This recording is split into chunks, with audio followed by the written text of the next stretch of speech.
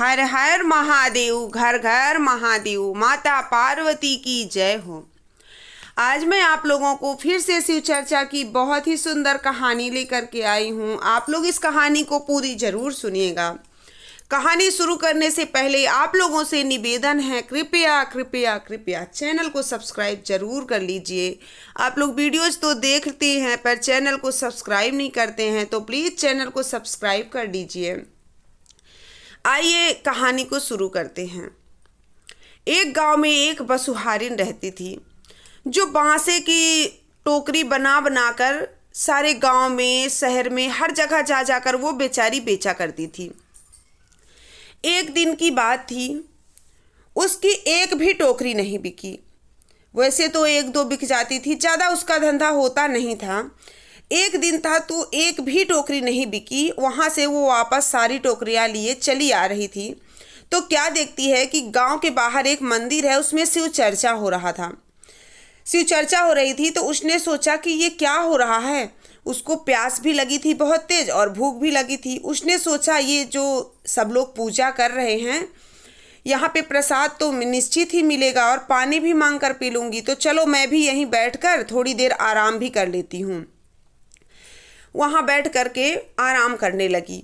वहाँ सारी गुरु बहना शिव चर्चा कर रही थी। उसमें किस्से कहानियाँ होता है, चर्चा होती हैं, सारी चीज़ें उसने सुनी अपने कानों से। उसको लगा कि क्या सच में ऐसा होता है कि भगवान इतना ज़्यादा सबके ऊपर मेहरबान हो जाते हैं शिव गुरु की, उसको जो मांगो वो देते हैं।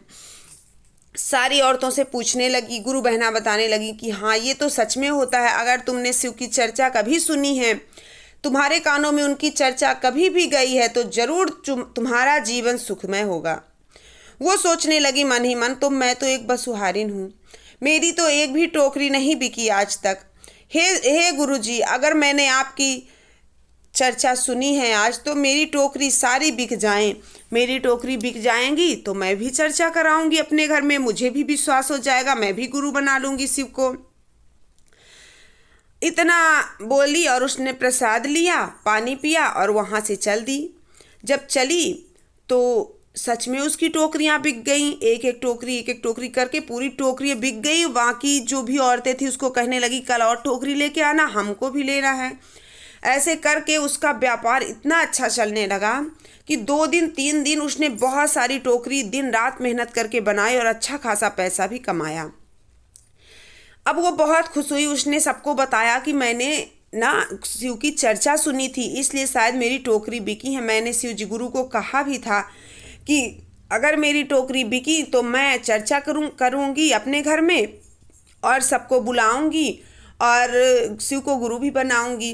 अब मैं भी चर्चा करूँगी। उसने क्या किया, मंदिर गई, सारी औरतों को पुजारी जी से बोल करके, जो भी औरतें चर्चा कराने आती थी मंदिर में हर सोमवार, उनसे बोल करके अपने घर में चर्चा रखी। सारी औरतें उसके घर आईं, लेकिन वो बसुहारिन थी, बेचारी गरीब थी।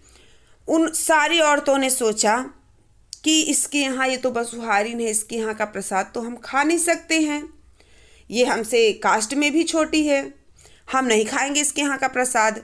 किसी ने भी प्रसाद नहीं लिया। सारी गुरु बहना ने प्रसाद लेने से मना कर दिया बसुहारिन से।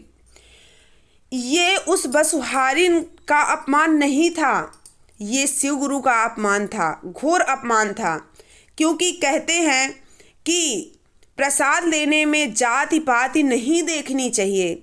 प्रसाद किसी भी जाति का मिले, कोई भी दे, गरीब दे, दुखी दे, कोई भी प्रसाद दे, उसको आप बड़े ही मन से, बड़े ही श्रद्धा से ग्रहण करिए। भोलेनाथ सारी इच्छा आपकी पूरी करेंगे। सारी गुरु बहना ने जब मना कर दिया प्रसाद के लिए, शिव गुरु बहुत क्रोधित हो गए। उनको लगा कि ये सब जाति पात भी देखते हैं, इन्होंने मुझे गुरु भी बनाया है और ये यहाँ तक भी पहुँचते हैं। सब अपने अपने घर चली गईं। घर पहुँचती है तो किसी का पति बीमार है, किसी का बच्चा बीमार है, किसी की बहन, किसी की सास, किसी का देवर, मतलब पूरे घर में, पूरे गाँव में, घर घर में कोई ना कोई बीमार ही रहता था। अब सबको लगा कि ये क्या हो रहा है, एक के घर में हो तो कहने को सारे घरों में बस बीमारी का माहौल चल रहा है। वहीं पे एक पंडिताइन रहती थी, उन्होंने कहा कहीं ऐसा तो नहीं कि हम शिव चर्चा में गए थे सब लोग और उस बसुहारिन का प्रसाद नहीं लिया, इसलिए शिव गुरु हमसे नाराज हो गए हैं। इसलिए शायद हमारे घर में सबकी तबीयत खराब हो गई है। चलो चलते हैं, हम उस बसुहारिन से माफ़ी मांगते हैं और वहाँ से प्रसाद लेकर आते हैं। जब सब गुरु बहना ने प्रसाद नहीं लिया था तो बसुहारिन बहुत दुखी थी। उसने सारा प्रसाद ऐसे ही गायों को खिला दिया था। जब सारी गुरु बहना आती हैं तो उसके घर में कोई प्रसाद नहीं बचता है, सिर्फ गुरु जी का जो वो जल होता है ना, वो रखा होता है, जो उनको जल का भोग लगाने के बाद जलपान कराया जाता है, वही जल बचा था। सारी गुरु बहना पहुंची, रोते गिड़गिड़ाते बसुहारिन से कहने लगी कि देखो, हमसे बहुत बड़ी गलती हो गई, हमने शिव गुरु का प्रसाद लेने से मना कर दिया, हमें प्रसाद दो। बसुहारिन ने वही जल लिया और सबको दिया और कहने लगी कि लो, शिव गुरु सबको माफ़ करेंगे, आपकी गलती नहीं है, ये तो सोच है दुनिया की। तो वहाँ से वो लोग लेकर के जल गईं और अपने अपने बीमार पति, बच्चे, सास, देवर, जो भी बीमार था सबको लगाया, सब एकदम अच्छे हो गए। तो शिव गुरु ऐसे ही हैं, अगर आप गलत करोगे तो आपको तुरंत वो सही करेंगे, आपको तुरंत उसका दंड भी मिलेगा।